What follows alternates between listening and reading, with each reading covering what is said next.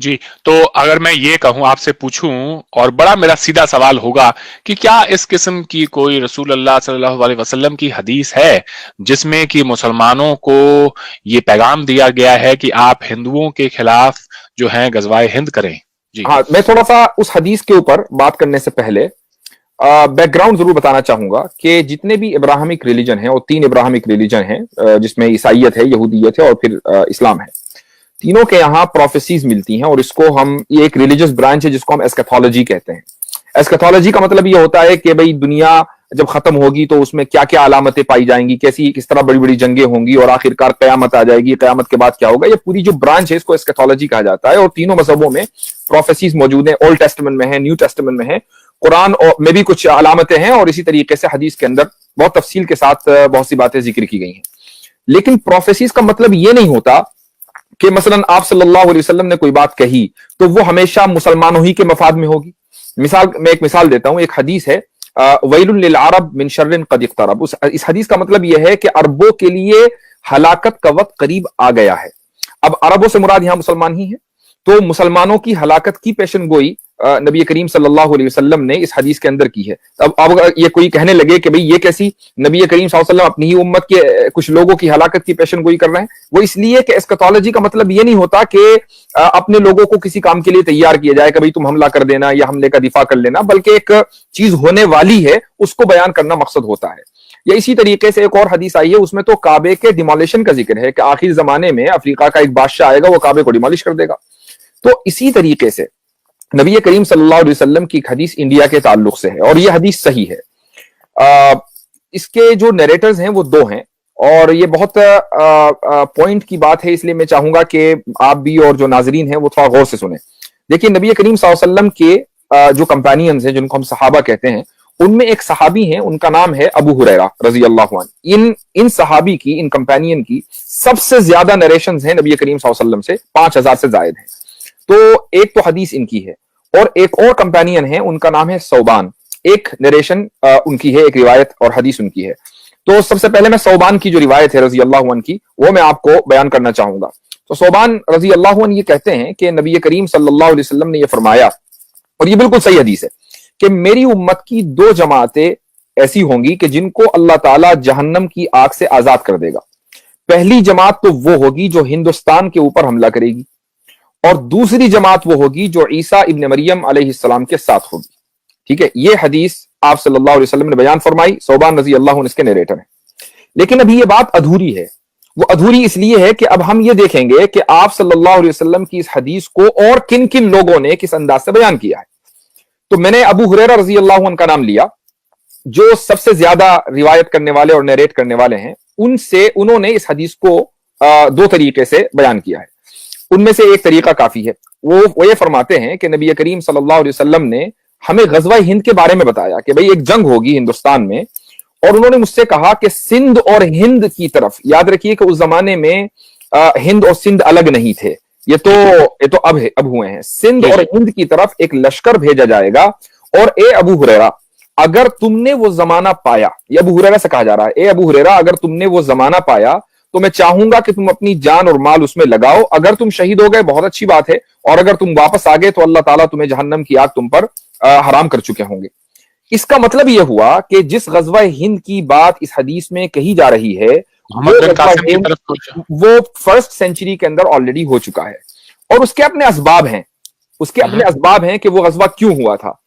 لیکن اس کا مطلب یہ نہیں ہے کہ قیامت تک یا ہمارے دور میں یا آگے چل کر آج سے 10 سال بعد، 20 سال بعد، 100 سال کے بعد کوئی بھی لڑائی ہوگی تو اس کو غزوہ ہند کہہ دیا جائے۔ اسلامک اسکالرشپ میں ایک بہت ہی مشہور نام ہے ان کا، یہ ہے بہت مشہور مفسر ہے جنہوں نے قرآن کی تفسیر بھی کی ہے، ان کا نام ہے ابن کثیر۔ ابن کثیر ان احادیث کو روایت کرنے کے بعد یہ کہتے ہیں کہ یہ غزوہ ہند 1st سینچری کے اندر ہو چکا ہے۔ 1st سینچری اسلام کی جو 1st سینچری آفٹر ہجرہ، تو یہ اس کے اندر ہو چکا۔ تو اب پاکستان کے کچھ لوگ اگر اس کو اپنے اوپر فٹ کرنے لگیں، یا ہندوستان کے کچھ لوگ اس سے خائف ہونے لگیں، ڈرنے لگیں کہ بھئی اس کا مطلب تو یہ ہوا کہ ہندوستان کے مسلمان خوب پلاننگ کر رہے ہیں، مدرسوں کے اندر خوب ٹریننگ دی جا رہی ہے، یہ بالکل غلط ہے۔ غزوہ ہند کیا ہے صاحب، یہ بتائیں۔ غزوہ ہند ایک جنگ جو ہندوستان میں ہوگی۔ ठीक है, थोड़ा सा इसको डीपली समझाएं, किस किस्म की जंग होगी, क्या होगा मिसाल के तौर पर जो जिस गजवा हिंद की इस हदीस के अंदर बात हो रही है, और मैंने एक नाम लिया इब्न कसीर का, उन्होंने जिस जंग की तरफ इशारा किया है वो दरअसल मोहम्मद बिन कासिम का हमला है जो राजा दाहिर के दौर में हुआ है, और उसके पीछे भी एक पूरा बैकग्राउंड है। वो बैकग्राउंड मैं आपको मुख्तसर बयान करना चाहूंगा, और ये बैकग्राउंड मैंने चचनामे से लिया है। चचनामा जो है वो सिंध की तारीख का सबसे मोतबर, सबसे ऑथेंटिक जरिया है। उसमें उन्होंने लिखा है कि दाहिर के दौर में इराक में गवर्नर थे, और जो इस्लामिक कैलिफेट के अंदर इराक आता था, तो वहां पर एक गवर्नर थे, उनका नाम था हज्जाज बिन यूसुफ। हज्जाज बिन यूसुफ के सेक्रेटरी थे, उनका नाम था सईद। उनका मर्डर और असैसिनेशन हो गया।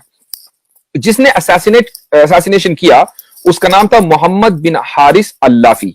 वो अपने साथियों के साथ, पूरे अपने कबीले के साथ वहां से भागकर सिंध आ गया राजा दाहिर के पास। तो हज्जाज बिन यूसुफ ने सबसे पहले राजा दाहिर को यह कहलवाया कि हमें जो तुम्हारे पास क्रिमिनल्स हमारे यहाँ के आए हैं, जो दहशतगर्द तुम्हारे यहाँ आए हैं, जिन दहशतगर्दों को तुमने पनाह दी है, वो हमें वापस चाहिए। राजा दाहिर कोई अच्छे कैरेक्टर का इंसान नहीं था, ये भी पूरे चचनामे के अंदर साफ लिखा हुआ है। तो उसने इस रिक्वेस्ट को जो हज्जाज बिन यूसुफ के पास से आई थी उसको इग्नोर कर दिया, और मोहम्मद बिन हारिस अल्लाफी और उसके जो साथी थे उनको सरेंडर नहीं किया। उसके बाद गवर्नर ने अपने दामाद मोहम्मद बिन कासिम को बाकायदा आर्मी लेकर सिंध के ऊपर हमला करने के लिए भेजा, ताकि मोहम्मद बिन हारिस अल्लाफी को उसके किए की सजा दी जा सके। मैं यहां पर यह कहना चाहूंगा तमाम लोगों को, और मैंने इससे पहले भी एक वीडियो के अंदर यह बात कही है, कि अगर मोहम्मद बिन कासिम के हमले का मकसद हिंदुस्तान में इस्लाम को फैलाना होता, तो फिर सिंध के ऊपर यह बात आकर न रुकती, बल्कि गुजरात में भी आते, गुजरात से आगे जहां आज यूपी है, बिहार है, वहां तक चलते रहते। लेकिन गवर्नर ने, हज्जाज बिन यूसुफ ने, जब उनकी मुहिम पूरी हो गई, तो मोहम्मद बिन कासिम को वापस बुला लिया कि आपका काम पूरा हो गया, जिन क्रिमिनल्स को आपको सजा देनी थी वो उन क्रिमिनल्स को सजा दे दी गई, अब आप वापस लौट जाएं। तो ये दरअसल वो गजवा है कि जिसकी नबी करीम सल्लल्लाहु अलैहि वसल्लम ने पेशन गोई की थी। और इस गजवे को मतलब ये कि अगर आप इसका पूरा बैकग्राउंड देखें तो जाहिर है कि ये दहशत गर्दों को पकड़ने के लिए गजवा हुआ था। और इससे बेहतर, और इससे आज के दौर में भी अगर आप देखें कि अमेरिका ने जिन मुल्कों के ऊपर हमला किया है, क्या यही नैरेटिव नहीं था? मैं ये कहता हूं कि आप उस नैरेटिव को रिजेक्ट कर दीजिए, लेकिन दुनिया की एक बड़ी तादाद ने उस नैरेटिव को एक्सेप्ट किया है कि भाई अफगानिस्तान पर हम हमला इसलिए कर रहे हैं कि चूंकि यहां पर दहशतगर्द छुपे हुए हैं। ये अमेरिका का नैरेटिव था। तो ये गजवा हिंद है जी। एक आपने मोहम्मद बिन कासिम की अभी बात की, तो मैं एक थ्योरी ये भी है कि मोहम्मद बिन कासिम जो है वो नबी करीम सल्लल्लाहु अलैहि वसल्लम के जो कुछ रिश्तेदार थे जो अपनी जान बचाकर राजा दाहिर के यहाँ पे पनाह मांगने गए, वो उसने जंग इस सूरत हाल में की, और वो मारना चाहता था हमारे जो पैगंबर हैं सल्लल्लाहु अलैहि वसल्लम, उनकी फैमिली को मारना चाहता था, इसलिए उसने राजा दाहिर के ऊपर अटैक किया और राजा दाहिर ने उनकी जान बचाई। आप इसके बारे में क्या ये नैरेटिव बिल्कुल गलत है। इसका तारीख की किताबों में कहीं तस्करा नहीं मिलता है। हिंदुस्तान में कुछ फैमिलीज ने इसका दावा किया आज से तकरीबन कोई 60-70 साल पहले कि भाई इस तरीके के साथ हमारे बड़ों के साथ इस तरीके की कोई बात हुई थी, और यहां से राजा दाहिर ने जो है एक फौज भेजी थी, और ये लोग हुसैनी बरहमन कहलाते हैं। ये पूरा नैरेटिव जो है अभी 60-70 साल से चला है। हिस्ट्री की, इस्लामिक हिस्ट्री की किसी भी किताब में, चाहे वो शियों की तरफ से हो या सुन्नियों की तरफ से हो, इस वाकये का कोई जिक्र ही नहीं है। यानी अगर ये वाकया होता कि भाई हज्जाज बिन यूसुफ ने इसलिए भेजा था, तो शियों की हिस्ट्री के अंदर ये बात जरूर होनी चाहिए थी, क्योंकि हज्जाज बिन यूसुफ को शिया बिरादरी पसंद नहीं करती है। हजरत हुसैन रजी अल्लाह अन्हु के साथ शिया बिरादरी खड़ी रही है और उनका आज भी मातम मनाती है। तो जाहिर है कि उनकी किताबों में तो होना चाहिए था, चलो सुन्नियों की किताबों में ना हो, लेकिन शुरू से लेकर आप आज तक के चचनामा समेत पढ़ जाइए, उसमें इस वाकये का कहीं कोई जिक्र है ही नहीं। मगर आपने सुना है जो मैं कह रहा हूं उसको? हाँ, ये किसी ने यूट्यूब वीडियो डाली, उसके बाद वो पॉपुलर हो गई। तो ये सुनी सुनाई बातें तो दुनिया में चलती रहती हैं, इनका कोई एतबार नहीं होता। हिस्ट्री को हिस्टोरिकल किताबों से ही समझना चाहिए। जी। शाह वली हैं ईरान के, उनकी एक प्रोफेसी है, भविष्यवाणी है कि भारत और पाकिस्तान के दरमियान एक जंग होगी। आपका इनके बारे में क्या कहना है? शाह वली के बारे में सुनिए, तकरीबन 700-800 साल पहले ये शाम में पैदा हुए थे, और इन्होंने माइग्रेट किया उस जमाने में, जो आज का ईरान है, फारिस उसको कहा जाता था। तो ये माइग्रेट करके यहां आ गए, यहां सेटल हो गए। एक बड़े बुजुर्ग आदमी थे। इनके बहुत सारे अशार हैं, और इनके जो अशार हैं, जो दीवान, जिसको हम पोइट्री का कलेक्शन कहते हैं, दीवान गालिब बहुत लोगों ने सुना होगा, तो इनका जो सबसे पहला कलेक्शन है, और वही एक कलेक्शन है, पहला क्या वही एक कलेक्शन है, वो तकरीबन आज से 250-300 साल पहले ईरान में छपा।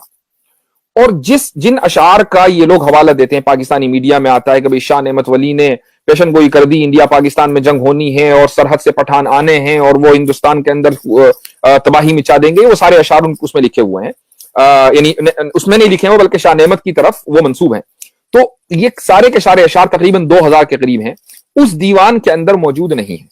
ये ऐसा ही है कि जैसा कि आप इकबाल का दीवान छापें और उसमें उनकी जो मशहूर नज़म है शिकवा जवाब शिकवा वो ना हो, और कोई आदमी ये कहने लगे, यानी ना किसी को पता हो कि भाई शिकवा और जवाब शिकवा जो है वो इकबाल का कलाम है, और कोई आदमी ये कहने लगे भाई मेरे पास एक पर्ची मिली है उसमें अशआर है इकबाल के, और दुनिया में किसी को ना पता हो कि इकबाल के वो अशआर हैं, तो क्या कोई इसको तस्लीम कर लेगा?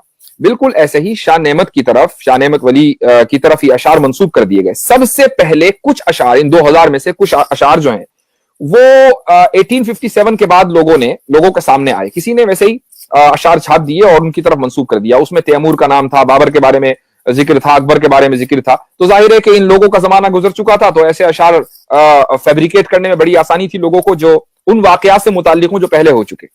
उसके बाद ये अशआर चलते रहे। 1947 जो कि एक इनकलाब का दौर था, हालात बड़े खराब थे, उस वक्त भी कुछ लोगों ने मोटिवेट करने के लिए कुछ नए अशआर शाह वली की तरफ मंसूब करके शाये किए, और उसमें अंग्रेजों के का तज़किरा था कि भाई उनकी जो दौर हुकूमत है वो 100 साल तक रहेगा।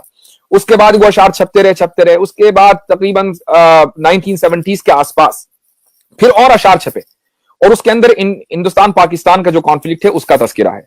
ये जो मैं आपको सारी बात बता रहा हूं, ये कोई मैं अपने घर से नहीं बता रहा हूं, बल्कि पाकिस्तान में ही एक मैगजीन 1976 में, उस मैगजीन का नाम है मुहद्दिस, उस मैगजीन के अंदर एक साहब ने पूरा एक आर्टिकल लिखा है तहकीकी, जिसमें इस बात को साबित किया है कि जो 2000 अशआर हैं ये फैब्रिकेटेड हैं, इनकी कोई हैसियत नहीं है, कोई इनकी हकीकत नहीं है।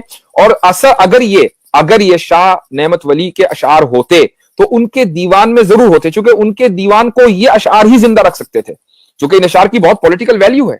तो इतने अहम अशआर वो अपनी किताब में न रखकर वो कहीं छोड़ के चले जाएं, और उसके बाद वो 1857 में डिस्कवर हो लोगों को, और वो भी इंडिया में डिस्कवर हो, ईरान में डिस्कवर ना हो, तो ये अजीब बात है।